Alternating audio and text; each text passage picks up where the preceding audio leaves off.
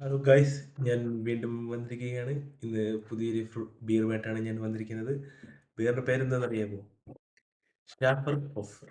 ഏഹ് ഒരു ഇതാണ്, grape fruit ആണ്. ഇത് ആൽക്കഹോൾ ഫ്രീ എന്നാണ് മെൻഷൻ ചെയ്തിരിക്കുന്നത്. നമുക്ക് ഇതിനകത്ത് ബാക്കി കണ്ടന്റ് ഇൻഗ്രീഡിയൻസ് എന്തൊക്കെയാന്ന് നോക്കാം. ഏഹ് ആ ആൽക്കഹോൾ പെർസെൻറ്റേജ് 0.5% ആണ് ഇതിൽ പറയുന്നത്. നിങ്ങൾക്ക് കാണാൻ പറ്റുന്നതാണ്. ഞാൻ മിറർ ഇമേജ് ആയിരിക്കും. പിന്നെ ഇതിൻ്റെ അകത്ത് വരുന്ന ഇൻഗ്രീഡിയൻസ് എനർജി ഡ്രിങ്ക് ആണ്. സമ്മർ ടൈമിൽ പറ്റിയതാണ്.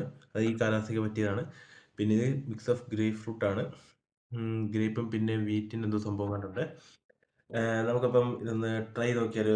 എങ്ങനെയുണ്ട് ഇതിൻ്റെ ടേസ്റ്റും കാര്യങ്ങളൊക്കെ നമുക്ക് നോക്കാം. ഓക്കെ, അപ്പം റെഡി ടു ഓപ്പൺ. 15 ഇല്ല, 15 മതിയില്ല guys. Yes, I am safe. ഇല്ലെങ്കിൽ ഞാൻ തന്നെ ടേബിൾ കിടന്ന് ക്ലീൻ ചെയ്യും. അപ്പോൾ നമുക്ക് ഇതിൻ്റെ ടേസ്റ്റ് നോക്കാം. എന്താ പറയുന്നു? ഉം.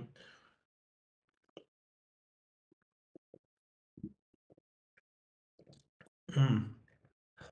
നല്ല ഗ്രേപ്പ് ഫ്രൂട്ടിൻ്റെയും അതുപോലെ തന്നെ വീറ്റിൻ്റെ ചെറിയൊരു ഇതുണ്ട്.